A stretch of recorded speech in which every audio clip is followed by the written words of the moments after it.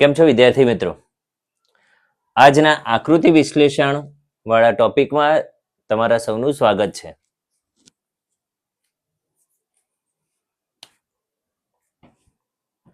આ ટોપિક અંતર્ગત નીચે આપેલી આકૃતિમાં વધુમાં વધુ કેટલા ત્રિકોણ છે એવો પ્રશ્ન એક્ઝામમાં વારે ઘડીએ પૂછાય છે.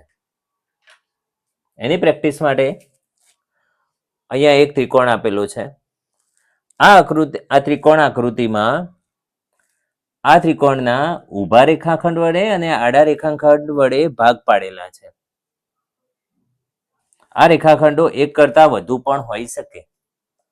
તો આવી આકૃતિની અંદર ત્રિકોણની ગણતરી કરવા માટે શું કરવું? બહુ સહેલી રીત છે. અહીંયા આપણે નંબરિંગ કરવાનું છે.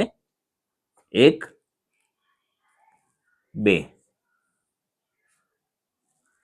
એવી જ રીતે અહીંથી આ ઉપરના ભાગમાં પણ એ જ રીતે નંબરિંગ કરવાનું છે 1 અને 2.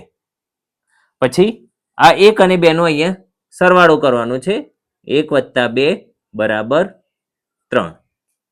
એવી જ રીતે અહીંયા પણ 1 + 2 = 3. તો હવે કુલ ત્રિકોણ કેટલા થશે? આ 3 આવ્યા ઉપરના અને આ 3 આવ્યા નીચેના, એ બંનેનો સરવાળો 3 + 3. 3 + 3 કેટલા થાય વિદ્યાર્થી મિત્રો? 6. એટલે આ આકૃતિમાં કુલ 6 ત્રિકોણ છે. બીજી આકૃતિ, એમાં આપણે આ રીતે નંબરિંગ કરીએ 1 2 3. એ જ સિસ્ટમથી ઉપર નંબરિંગ કરીશું 1 2 3.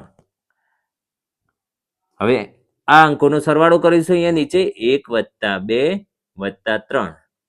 એટલે 1 + 2 એટલે 3, 3 + 3 એટલે 6. અહીંયા પણ 1 + 2 + 3 બરાબર 1 + 2 એટલે 3 અને 3 + 3 એટલે 6.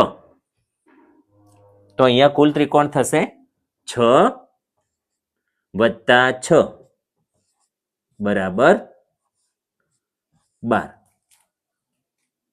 સમજ પડી વિદ્યાર્થી મિત્રો? એકદમ સહેલી રીત છે. ચલો મળે.